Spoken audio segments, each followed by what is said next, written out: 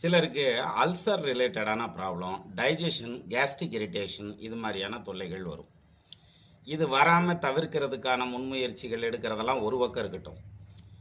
நம்ம என்ன பண்ணணும் அப்டின்னா, இந்த இந்த தொல்லை வர்றதுக்கு வாய்ப்பு இருக்காங்கிறத ஜாதகத்தில தெரிஞ்சுக்க முடியுமான்னா, நிச்சயமா முடியும். லக்னத்துக்கு 6ஆம் இடத்துல சூரியன், செவ்வாய், புதன் இந்த 3 கிரகங்கள்ல ஏதாவது ஒண்ணு இருந்தா, அதனுடைய தசையோ, புத்தியோ நடக்கிறப்ப வயிறு சம்மந்தப்பட்ட ட்ரபிள் வரும். அப்ப என்ன பண்ணணும்? மென்மையான உணவுகள் சாப்பிடுறது, நைட்டு ரொம்ப நேரம் தூக்கம் முழிக்காம இருக்கிறதுங்கிறது, ப்ளஸ் காரமான, புளிப்பான உணவுகள தவிர்க்கிறதுங்கிறது, டபுள் ரோஸ்டட் ஐட்டத்த தவிர்க்கிறது, இதெல்லாம் டாக்டர் சொல்லணும். அப்ப இது மாதிரியான வேலைகள் செஞ்சோம்னா, அந்த நேரத்தில அதிலிருந்து எஸ்கேப் ஆகி வெளிய வரலாம்.